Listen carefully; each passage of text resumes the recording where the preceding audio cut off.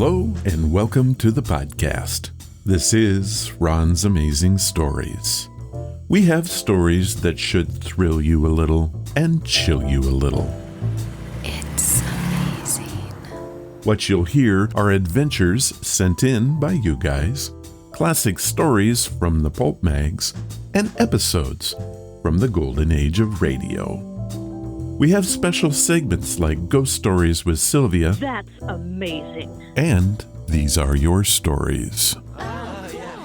So settle in for the next hour and enjoy the show. One more thing. You just might want to prepare yourself to be taken away from today.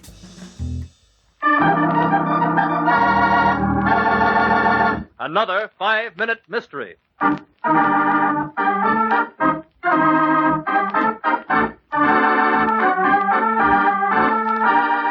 This 5-minute mystery is being brought to you by... Ron, I have a question. Okay, go ahead. Why do you play these 5-minute mysteries each week? Great question. Confucius once said, "The one who knows all the answers has not been asked all the questions."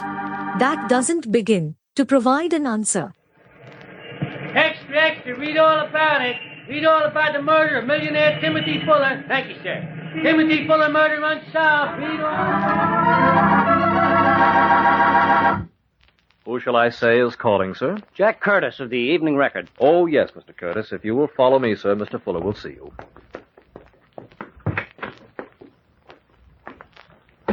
Mr. Fuller? I'm Leslie Fuller. It was my father who was killed. According to reports, the case isn't progressing so well. No, it isn't, Mr. Curtis. Seems to be a complete mystery as to who could have killed my father. I wonder if it might be possible for me to talk with the other members of the household. Oh, yes, of course. There's just my sister Barbara, Barton the butler, and myself. Did you ring, sir? Oh, yes, Barton. Mr. Curtis would like to talk to you and my sister. Will you go for her? She's in a room. Yes, sir. Mr. Fuller, were you at home the night your father was killed? I'm a radio news commentator, Mr. Curtis, and at the time my father was killed, I was on the air. Oh, I don't believe I've ever heard you on the radio, Mr. Fuller. It's quite possible that you haven't, Mr. Curtis. My commentaries are broadcast in shortwave, unless you had a shortwave receiver. Oh, yes, yeah, of course. Did you want to see me, Leslie? Oh, yes, Barbara. May I present Mr. Curtis of the Evening Record? He wants to ask you some questions. How do you do, Mr. Curtis? Oh, how do you do? You remain also, Barton. Yes, sir. Where were you at the time Mr. Fuller was killed, Barton? I was in the kitchen, sir. I was helping cook polish the silver. When I heard the shot, I ran into the drawing room and found Mr. Fuller slumped over in his chair. Shot through the head, wasn't he, Barton? Yes, sir. And where were you at the time, Miss Fuller? Oh, I was here in the library. I was lying on the sofa listening to Leslie on the radio when I heard the shot. I never miss him. Radio? What radio? Oh, that old portable over there on the desk. Oh, I see. Where is the cook, Mr. Fuller? She left this morning. She was terribly upset, and the police said it would be all right. I see. Oh, that's a very beautiful picture of you there on the desk, Miss Fuller. Do you have another one like it? Why, yes, of course, but... Oh, I don't want it for myself, Miss Fuller. I want it for my paper. Just what are you driving at, Curtis? Just that your sister's picture will appear in the paper tomorrow under the headline, Daughter Murders Father. But that's fantastic. You have no reason in the world to believe that I murdered him. No, I don't I? Well, you made one statement that convinced me immediately that you were lying. What was the statement that led Curtis to believe that Barbara was lying? In a moment, we'll let you know, but first...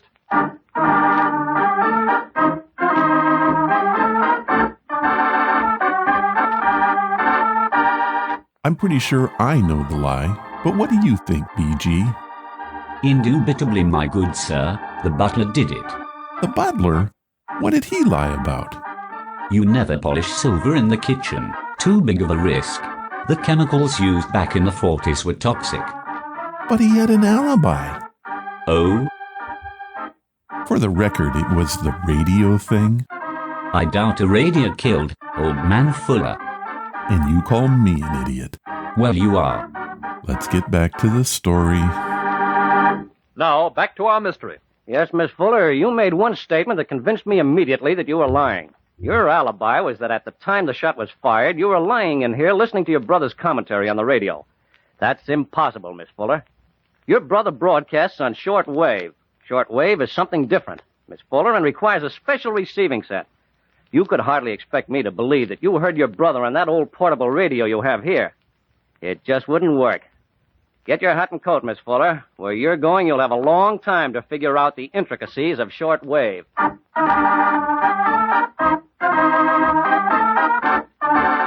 I still say the butler was shady. And I still say he had an alibi. Then the cook was in on it too. Conspiracy? Oh, most definitely. Then I have a question. Okay.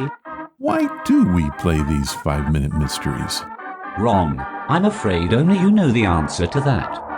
And I will answer it today.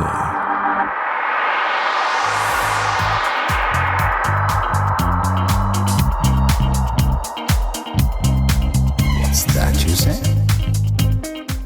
Hello, and welcome to the podcast. Today, we're going to do something different that I've never done before. I have collected some questions sent in by you for me via email to answer. They range from pretty straightforward to some that made me think just a bit.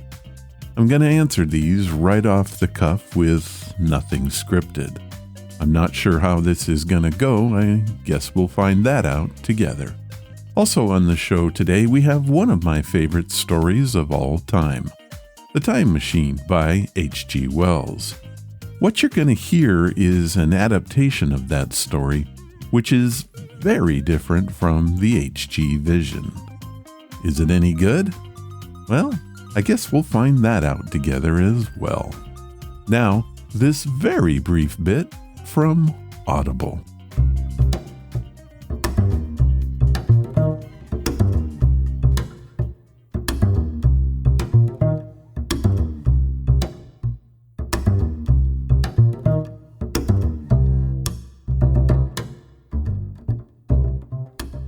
Did you know that Ron's Amazing Stories is sponsored by Audible?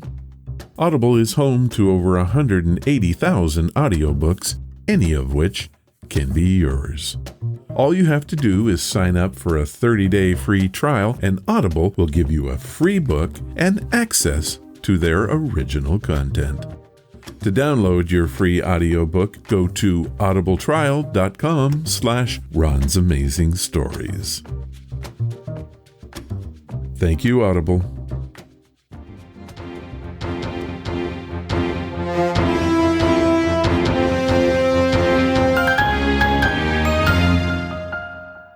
Welcome to the very first Q&A with Ron.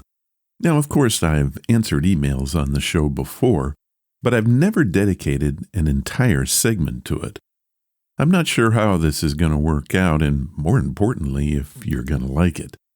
I get a lot of SMSs, MMSs, RCSs, and in-app messages. Some good, some not so good, and some have questions. What I've done is collected a bunch of these, and I'm going to answer them today. Totally unscripted. So, let's see where this goes. Our first question/comment comes from Tommy Collier. The spelling on this name suggests that this might be a girl, but I really can't be sure. Tommy with an I. However, I am sure that it comes from Denver, Colorado. Hello, Ron. I've been a listener for a long time now, and how long that is lost to my memory. I will say that I can remember shows that were over an hour long and took place on a train. I have noticed lately that some of the stories that you've had are repeats from the past, albeit distant past. Why? It's not that I mind, but they don't have the same impact they did the first time I heard them. Is there something going on? I do love the show, and I can't wait to hear what you have to say each week. Tommy with an I. Well, Tommy, you're not wrong. I do have some repeats on the show right now. As for your question as to how long you've been a listener, the last episode of the Horror Express, which is the one that takes place on a train, was in 2019. Early 2019, I think.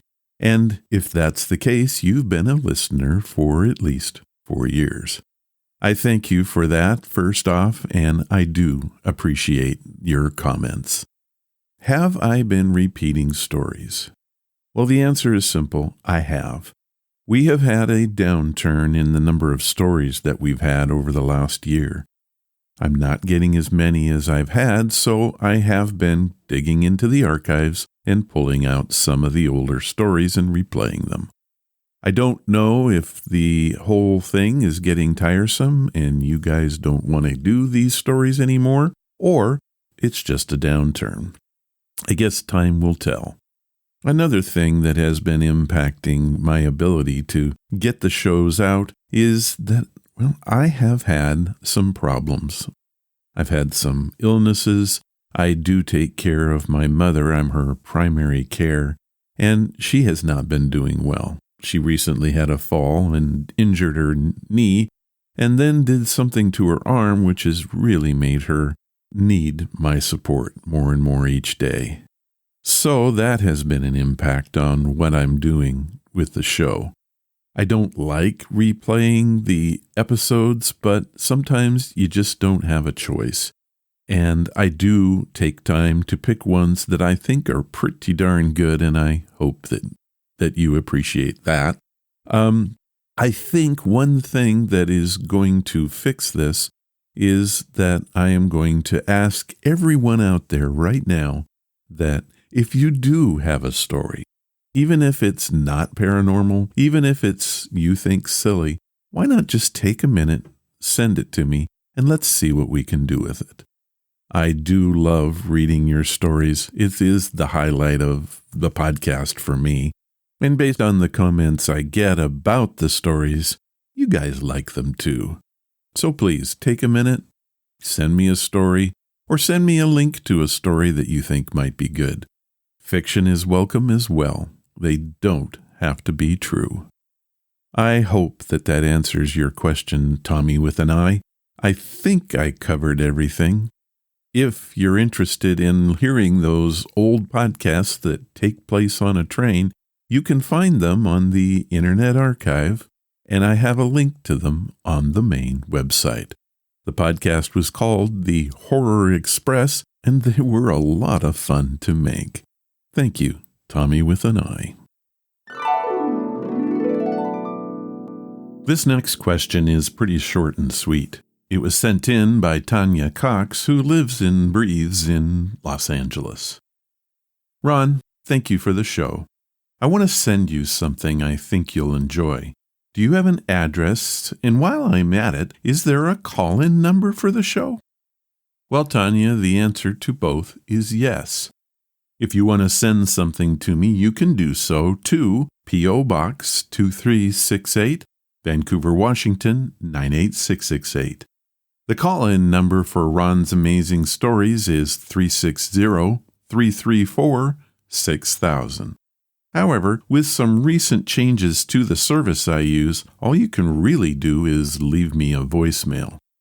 I really don't use this much except for business, and I have thought to look for a better service or just plain drop it. But for now, that number works. Thank you for your question, Tanya. Luther Ray Dunn, love the name, sent this in from El Paso, Texas. Hello, Ron. I've been wanting to start a podcast myself, but I really don't know what to do to get started. It's just so overwhelming. Do you do any tutoring or have any advice? Well, I guess the advice I would offer is to think about it twice and decide if that's what you really want to do.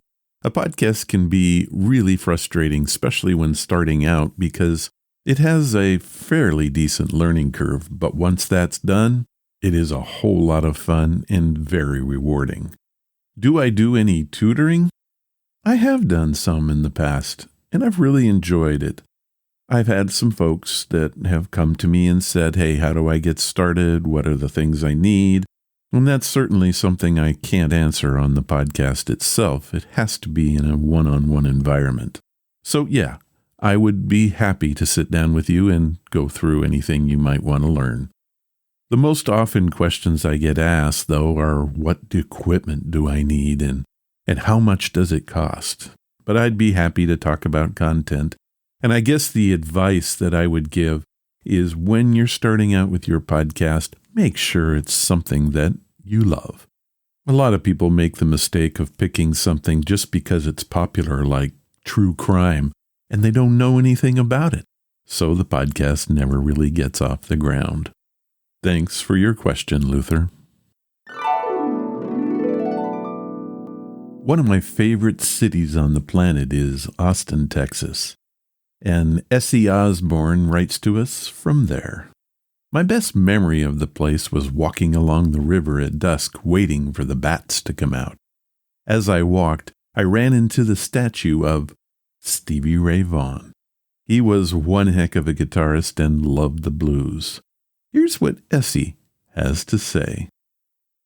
Love your show, and I'm listening to back episodes now.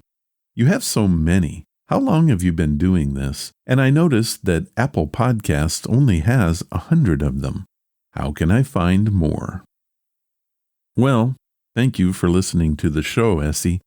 You are quite correct that most streaming services will only show the latest 100 episodes. If you want to hear the rest of them, just go to the main website and you can go all the way back to show number 101. Shows 1 through 100 can be found on the Internet Archive, and I have links to those on the main page. It's hard for me to believe, but this is show number 590, 10 more to go to 600, and it all began back in April of 2011. That's about 12 years. Thank you, S.E. Osborne, for writing in and reminding me just how much I love Austin, Texas. Gotta get back there someday.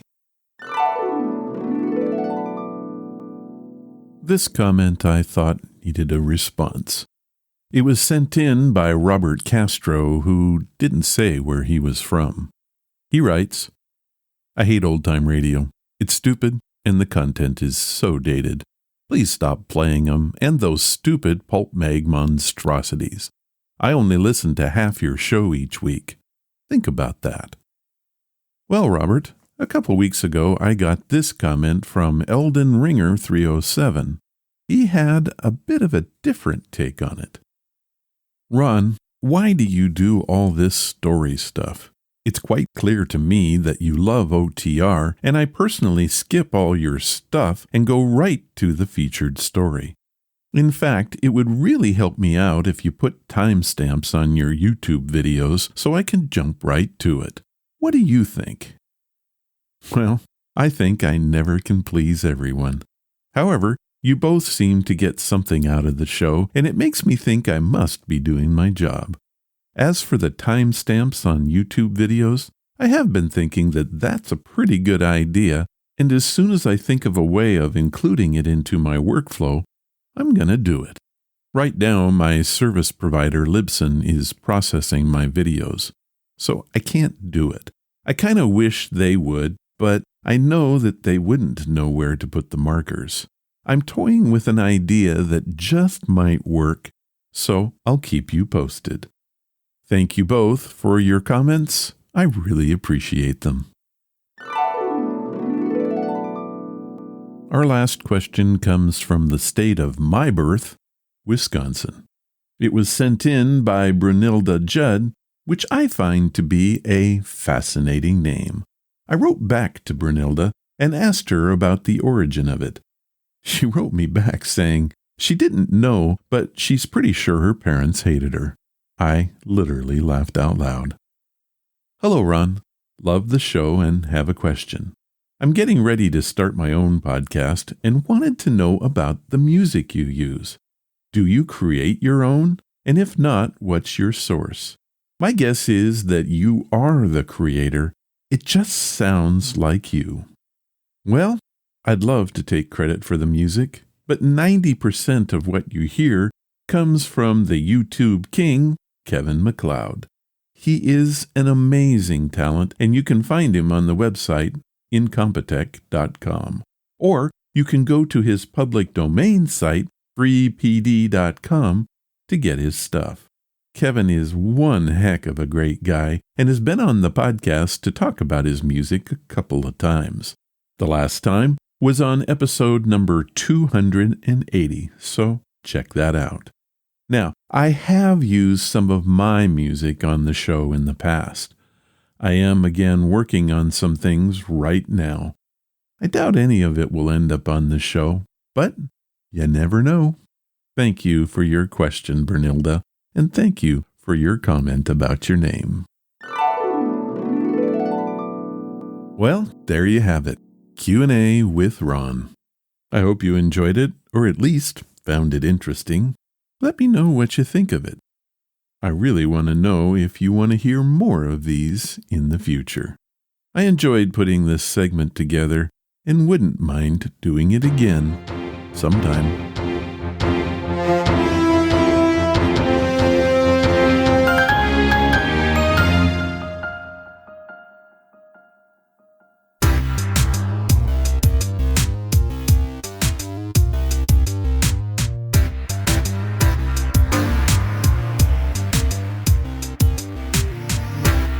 Our featured story comes from the old-time radio series Escape.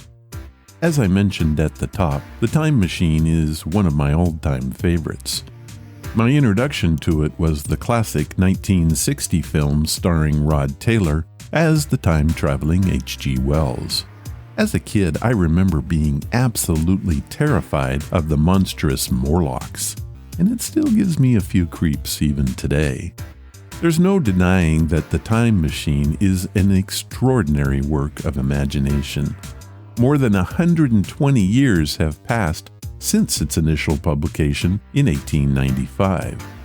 Yet today, it can still stand alone as one of the best time travel tales of all time and continues to engage readers and inspire fellow science fiction authors. But the question is, how do you tell this story in a 30-minute format? Well, that's what the folks did at Escape. However, they took the story in a completely different direction, which is what you'll hear right now. It is still titled The Time Machine, and it first aired on May 9th, 1948, which is exactly 74 years ago. Escape!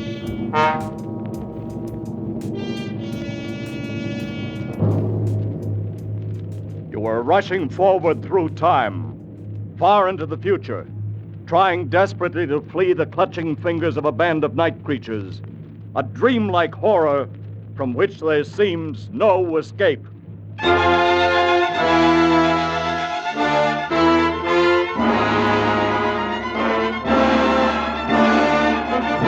Escape, designed to free you from the four walls of today for a half hour of high adventure.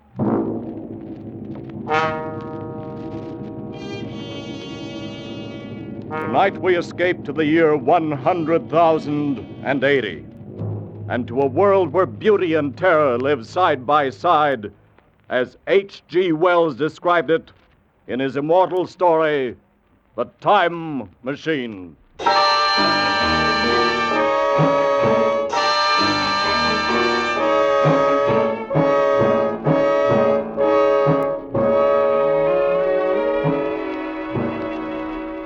You must be mad, Dudley. A time machine. Yes, my friend. A time machine. This thing? This very thing.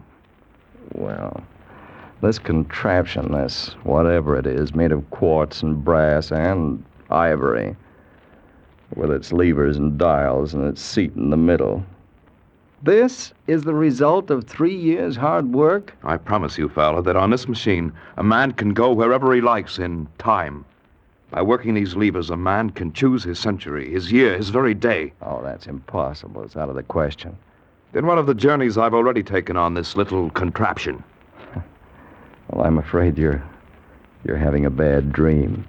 You mean I've developed into a liar? Very well, you shall have proof, my friend. How? Just climb on, Fowler. Sit in the seat with me. I'll take you for a little spin. You mean right now? Right now.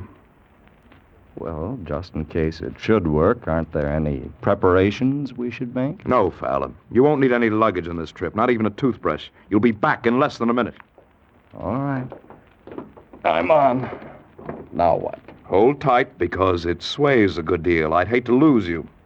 Well, I can't be frightened, Dudley. Then you're braver than I am. Tell me, what time is it? It's just, 12 noon. Before we start, I want to adjust this control a bit. Is everything shipshape? Oh, yes. Tell me, did you notice anything just then? Only a noise, a humming noise, nothing else. And what time is it? You just asked me, old man. That's funny. What? My watch says 11 o'clock. I could have sworn it was noon a moment ago. Must be something wrong with it. There's nothing wrong with the watch. It's only that I touched the lever to test it. And we've gone forward a full day. 23 hours at any rate. Dudley. Have you finished scoffing, Fowler? Yes, I believe I have. Then hold tight. This will be the real article. I'm ready, Dudley. Good man. Well, say goodbye, Fowler. Say goodbye to 1948. We went off with a shattering jar. With the machine swaying under us, the walls of Dr. Dudley's laboratory suddenly fell away, and night was speeding after day like the flapping of a black wing. I saw the sun hopping across the sky, leaping swiftly across it every second, and every second marking a day. I saw the moon spinning through her quarters like a ball, from new to full, all in the twinkling of an eye. Trees grew and blossomed like puffs of smoke and then passed away, and all the while we were going faster, and now our pace was a year a second. So that second by second the white snow flashed across the world and was followed by the bright, brief spring. And still we went on into the future. How do you feel, Fowler? Sort of weak and very dizzy. Don't let go. Don't fall off. Where are we? How far have we come? We're in 100,000 and 50 and 60 and 70. That's enough! Stop it, Dudley! I can't stand anymore! Stop it!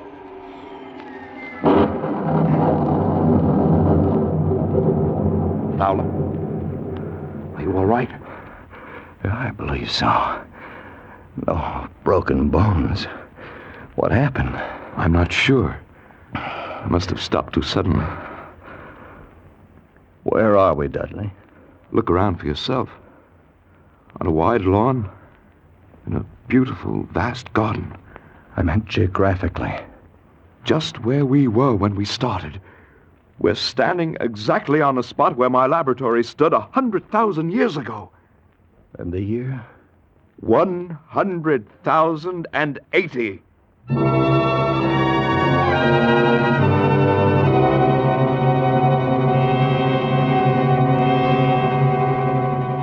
It seemed absolutely incredible.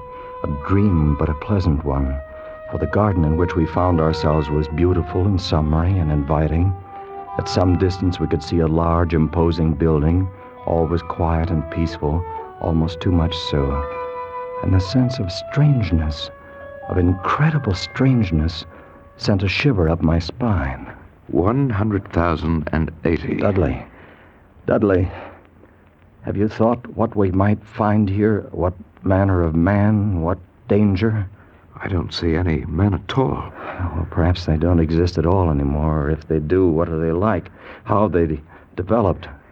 There's been a long interval between us, more than 100,000 years. We won't know until we see them. And then it may be too late. Suppose the race has lost its manliness and has become a savage animal. Do you want to go back? Yes, Dudley, I'm frightened. Let's go back. Dudley! From over there in the bushes. It sounded human. Come on. But Dudley, we don't have any weapons. Come on. Oh, it's a child. Look, it seems to be a very small girl. There's been a beast here of some kind. It struggled with her. Look at the marks on her arms. See here, my dear. You'll be all right now. You won't be harmed. Oh, of course, she wouldn't understand English. I don't think it's that. She's motioning us to go with her. I don't believe they have any language at all, Dudley. What about the animal? Did you see it? No, not a glimpse. It was too fast for us. Perhaps we'd better go back, Dudley. Girl seems to be all right now. Leave her like this, without seeing her people and the way they live? You want to go back so soon? Yeah, I've had enough. Well, they haven't, old man. Because they're here. All around us.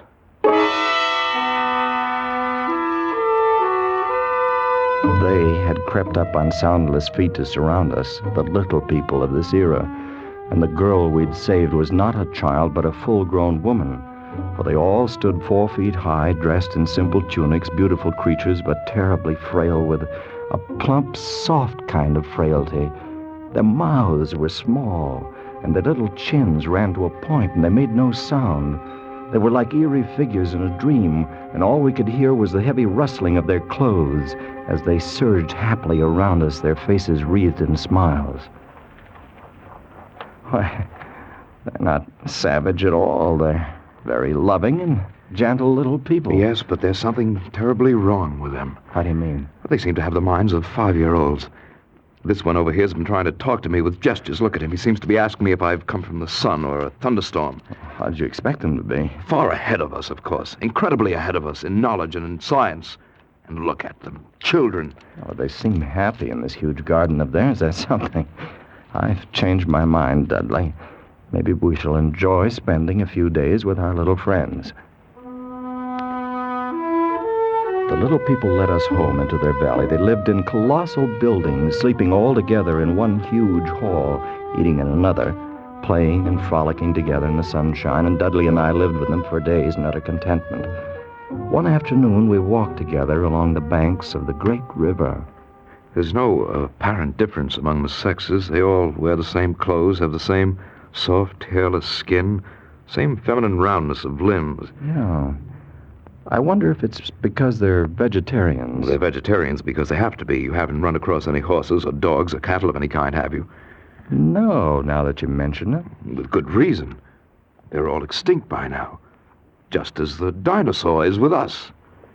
Dudley, there's something very strange here. Something hidden away and silent.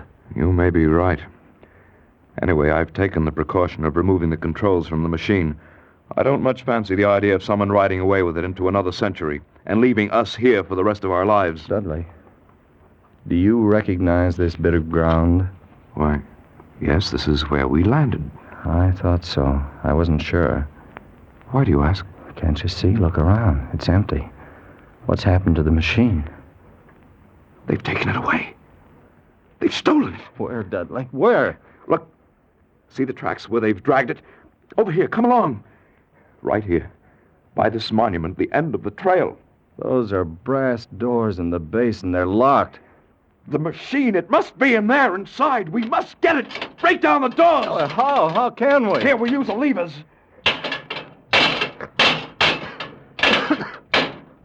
Oh, it's no good, Dudley. They're solid. We'll never break through. Never.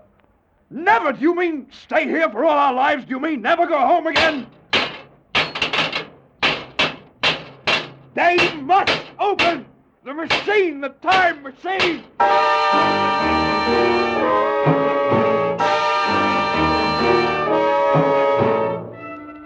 The time machine was gone. The brass doors of the monument held. Our retreat was cut off, the thin line by which we could make our way back home, back to our own time and our own people. But there seemed nothing we could do. We had no way of communicating with the little people, of asking what they had done with the machine and why and how to get it back. They merely stood around and watched our vain efforts. There was nothing hostile in their attitude. They were more like simple, wondering children. Only one, the young woman, Weena, whose life we had saved on our first day, had become really friendly. She went with us wherever we walked and brought us presents of garlands of flowers, slept near us at night in the hall, and we in turn had taught her a few words of English. Now, we redoubled our efforts, like men racing against a clock, so that we might speak to her and discover the secret of our immense loss. No, not these, Dudley. No. How could you be so sure that your people didn't steal the machine? Aren't there any thieves among them? Are they all perfect? That's a lot, Dudley. You awaken them. Besides, she doesn't understand. But the thief must be sleeping somewhere in this hall. Weena, they take machine. No, Dudley. No. Who then? Who? We are friends. Yes. Yes. Friends. We must have machine. Yes, Dudley. Yes. Who took machine? Are there other people? Not yours. Others. What about those doors, Weena? Doors. Open. No. Oh, no. Weena, machine in there must open. No. No, not open. All right, my dear. Go to sleep. Get some rest. Yes, Dudley. Sleep. You too, Fowler. Try anyway. Yeah, I've tried. It's no good. What's to become of us, Fowler? Are we caught here in this century? Should we spend our lives with the little people and their secret? Try to sleep, Dudley. We'll go back to the monument tomorrow. We'll find a way of breaking in. Dudley. Yes? Did you just... There it is again. What? Something on my face, cold and filthy to the touch. On my face and in my hair, cold as death. Dudley! You're right, my boy. There's something in here with us. I smell of the grave. What was it? I don't know. But look at them. The little people are all awake. It's as though they've been stampeded. Let's get out of here. I want some fresh air. We went quickly through the hall, outside, away from the frantic rustling of the little people and into silence. The moon was full just overhead, and it was close to dawning. There was a faint sound speeding close behind us, and we turned, our nerves ragged and our muscles tensed. But it was only Weena coming swiftly to join us. Weena, come closer, my girl. Dudley. Tell us, what do your people fear? What makes them afraid? Afraid. Darkness. And there is something. What do you mean, darkness? Dark things. Dark places. Night. Why? Why? I don't know. Why should they be afraid of the night, Dudley? Perhaps it's not the night alone. Dark places. That's our cue. Perhaps it's something underground.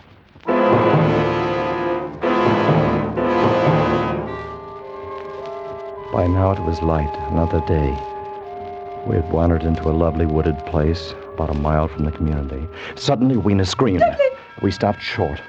A pair of glaring eyes was fixed upon us.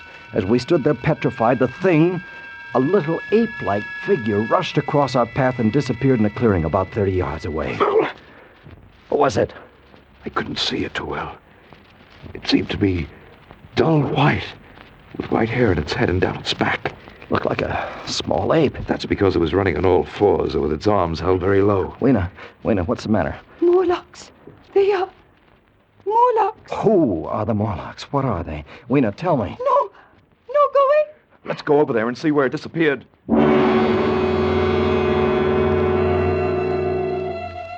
In the clearing, we found a round, well-like opening. I leaned over and looked down a deep shaft, and as I did so, I saw a small white creature retreating down a ladder in the well. Something like a human spider. Its large, bright eyes watching me as it went swiftly down, and then it disappeared in the shaft. Fowler, did you see it? Like an ape? Yeah, but like a man. So there are two species of men in this world. Hey, Fowler. Yes. The little people above the ground, and this obscene thing, this bleached monster below. Two races of men in this country. That white look. It's common to animals that live in the dark, like huge rats, like worms that are cold to the touch. I know because they've touched me. You can feel air being sucked down into the shaft. Yes. The earth must be tunneled enormously here under our feet. And these monsters live in the tunnels. I think we know now who stole our time machine. Yes, I'm sure of it. Then we'll go down and have a look. No, don't go. Why not, Weena? Morlocks, you never come back. We've got to have our machine, my dear. You wait for us here. No.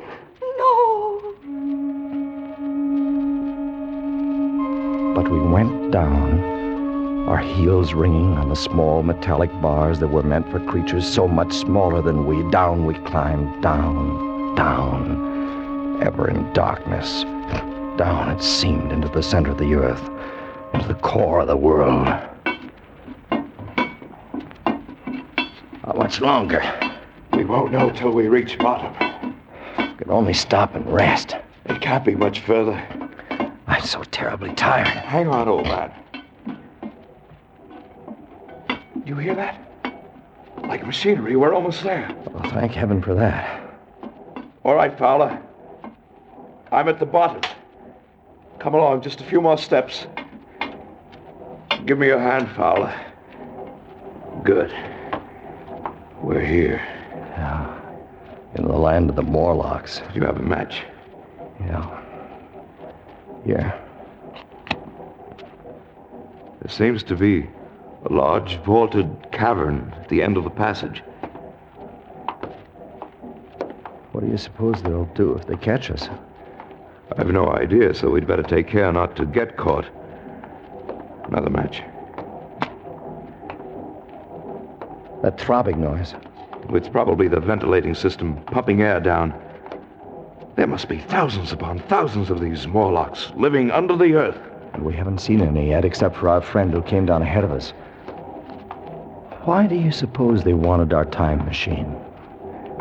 I think they wanted us, Dudley, not the machine. And we've come to them. We must. It's our only chance. Fowler, if that noise does come from air pumps, Yeah? why is it so stuffy here? So oppressive. Dudley, that smell. Blood. Light another match. Dudley, look! Straight ahead, on the white metal table. It's set for a meal. Yes, with a big chunk of bloody meat. And we know that cattle are extinct. What do they feed on, these Morlocks? Don't you know? I guess I do. Another match. All right, Dudley? Dudley? I haven't got any more. We've used our last match. All right, we'll have to go back there then. We know the secret now, anyway. The Morlocks living here underground are the masters of this age.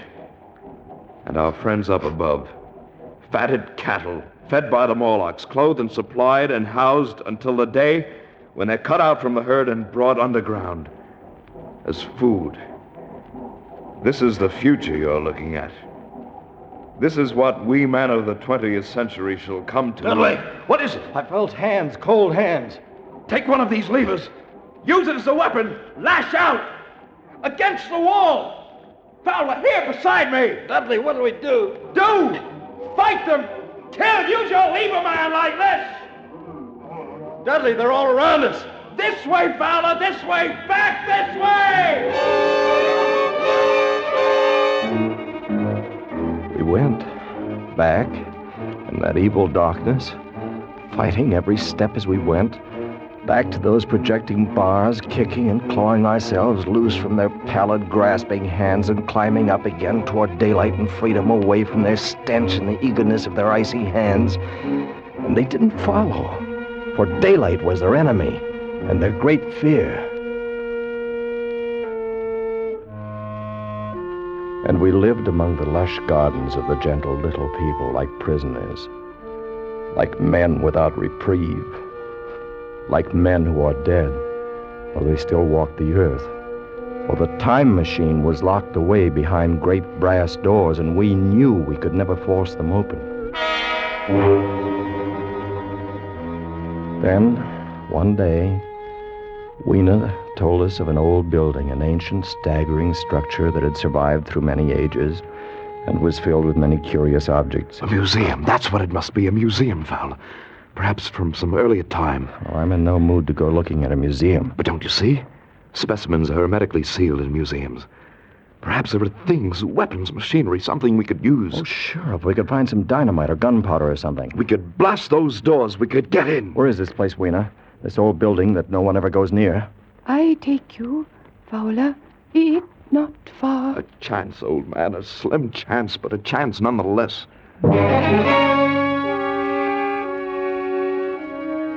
All day we wandered through the great ruined halls. The building had been deserted and in disuse for perhaps a century. The childlike men of that time had long since ceased to care about anything but their own personal comforts. It was late afternoon and growing dark when we came upon the chemical section. We'd found nothing useful to us until then. And now came the worst disappointment of all. And it's dust. All of it. It's been dust for centuries. Another dead end. It's hopeless. We were out of our heads to hope that nitrates would retain their form for 100,000 years. We better go, if nothing here. Wait just a moment. There's something in this case. You can break it with your lever. Stand back a little. Hallelujah. A box of matches, hermetically sealed. Yes, they're perfect. They're not even damp. And what shall we do with them? Burn down those brass doors? Better keep them anyway. At least we can smoke again. And you can't tell. Fowler. Yeah? On the floor. See them? Small, narrow footprints leading away into the darkness at the end of the gallery. Dudley. We'd better go. Pick Queen up and carry her. We'll have to run for it. Don't be frightened, my dear. It'll be all right. Go on, run!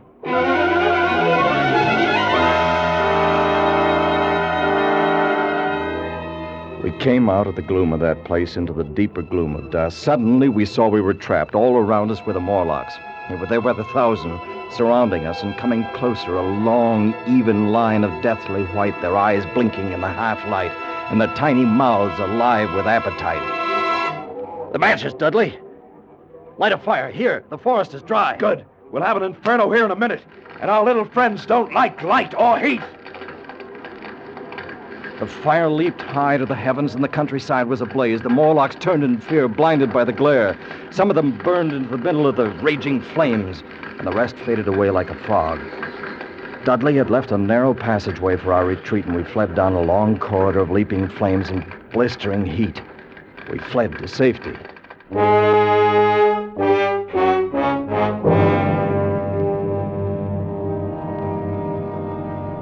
We fled back toward the community of the little people. And as we ran, we passed the huge monument with its great bronze doors that were locked tight on our time machine. And suddenly, in the glare of the distant fires, we saw something that stopped us short. They're open. Fowler, the doors are open. No, not go in, Dudley, no. It's a trap. They're ready for us inside. Ready or not, we're going in. Dudley, it's suicide. It'll take me about 1 minute to screw the levers in again. Then I touch them and we're away. All right. I'll try to give you your 1 minute. Good boy. No, go, not leave me. You, my dear, you hold tight around my neck. You're coming home with us. All right, let's go.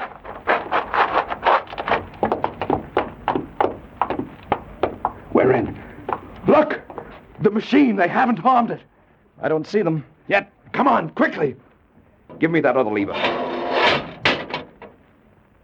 The doors, Dudley, they're closed. Get in the seat. I'll be ready in a minute.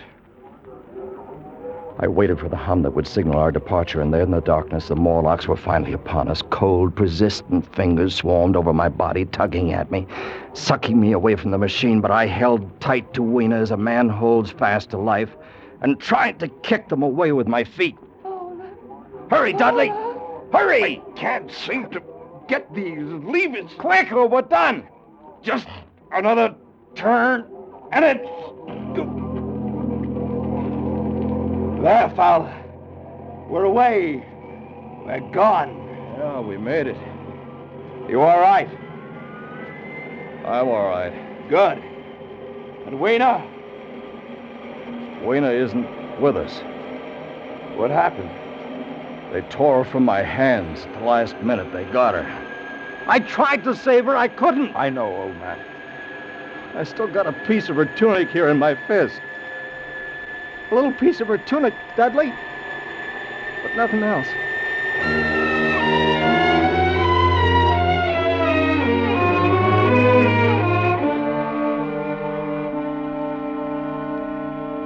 And so we came home again.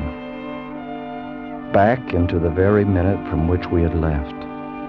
Back into 12 noon, May 9th, 1948. We were in Dudley's laboratory again, motionless, sitting on the ridiculous contraption which he called a time machine.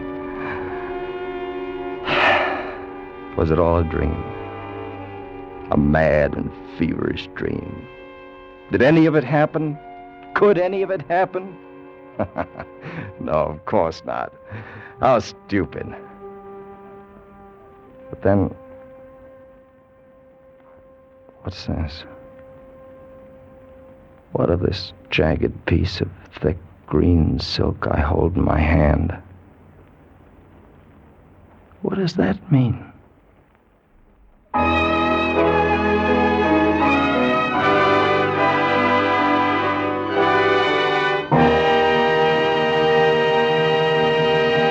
Escape, produced and directed by Norman Macdonald, tonight brought you The Time Machine by H.G. Wells, adapted for radio by Irving Ravitch, with Eric Rolfe as Fowler, Jeff Corey as Dudley, and Kay Brinker as Weena.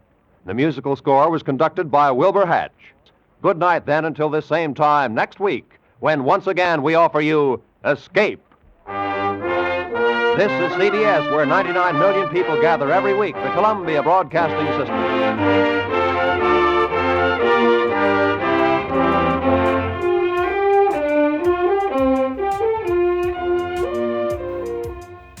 Great story. Loved this version. In the end, it was a bit darker, but it gave you the feel that I think H.G. Wells was going for. The original Time Machine is hardly light entertainment. In many ways, it was a response to popular utopian fiction of the late 1800s. Namely, that scientific and technological progress would eventually lead to a better tomorrow.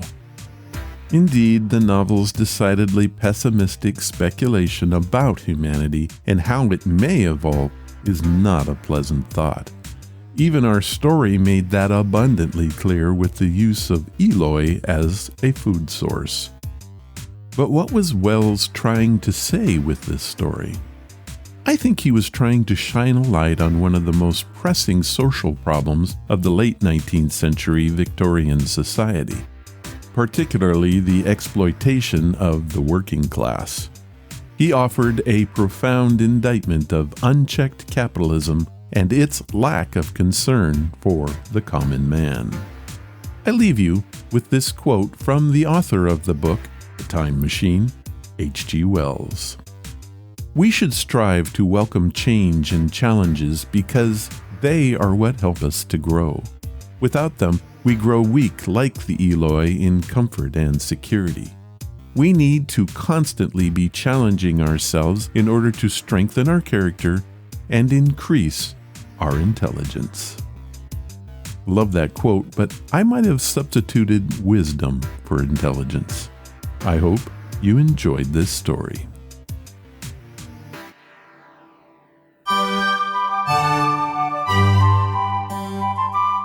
As read by. Amazing stories read by amazing people.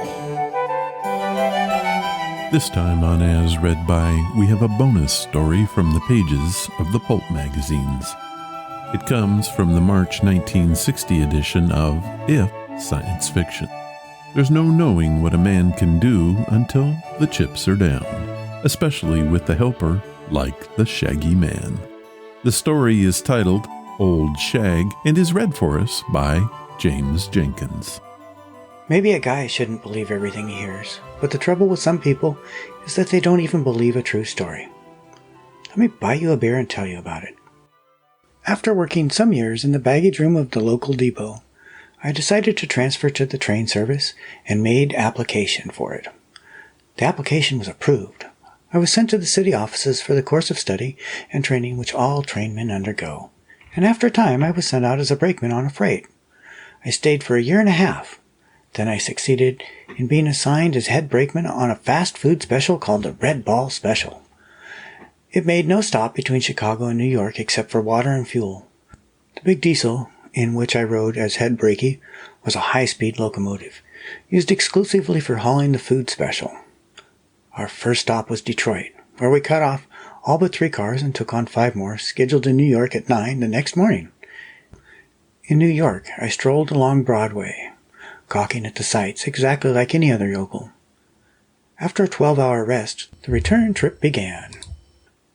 I stood in my place at the big diesel till we had cleared for the main line, and then settled back to enjoy the ride. It was close to midnight. I sat at the cab window half asleep, my senses somewhat dulled by the steady rhythm of train movement. I'd finished an extra good cigar and had started to doze off when the engineer gave a low moan and toppled from his seat to the floor of the cab. The fireman, much against the rules, but feeling safe with the engineer and myself to watch in his place, had gone back to inspect a suspected leaking air hose without waiting for the train to stop. I got the engineer back on his seat. He was dead. I tied him in place and then began pulling on the whistle cord like mad. It was not my work to operate a diesel. I'd not troubled to learn. I wondered why the fireman did not get back. I was going to jump, although I didn't like my chances at that speed, when I suddenly discovered a strange man in the cab with me. He was a pretty ordinary little guy, except for a wild, shaggy head of hair. "You chump," he squeaked at me. "Maybe next time you'll obey the rules and not sneak by without finding out things. See that short rod with the spring clip? Squeeze that clip and pull the rod back. Move, you fathead." I did as the shaggy man told me, and felt the speed of the train slacken slightly as the power went off. "Now, that brass handle sticking out of the pipe. Move it to the right. Slowly, slowly, you dunce." 9 cars in the diesel ground slowly to a stop. The wheels shuddered and skidded slightly because of my inexperienced hand, but the train did stop. The stranger nodded in satisfaction. "When you get back home, bone up on things, but right now you go take a close look at the manifest card on the side of that second and third cars." I jumped to the ground to go back and look at the second and third cars.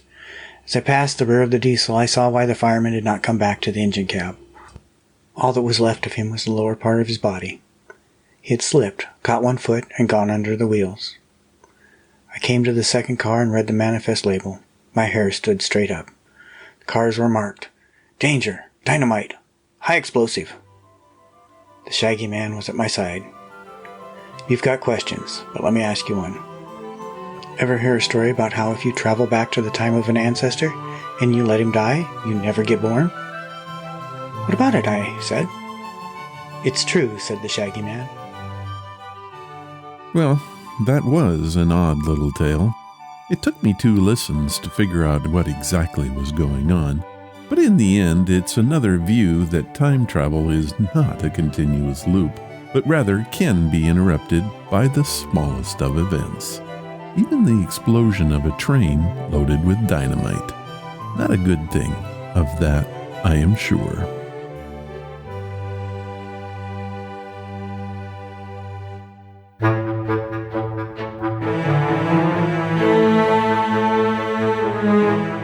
That was episode number 590, and there are too many people to thank today. Just know that I appreciate each and every one of you. Also, remember that if you have a story that you're willing to share, please do it. I really need them.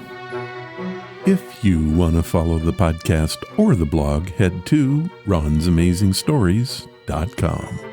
There you will find any of the links I mentioned and how to contact us. Do you want to help the show? The best thing you can do is to tell your friends all about it, and please leave reviews or feedback wherever you listen. Clicking that follow or like button helps us grow. Thank you for listening, and I hope you come again to find out what are Ron's Amazing Stories.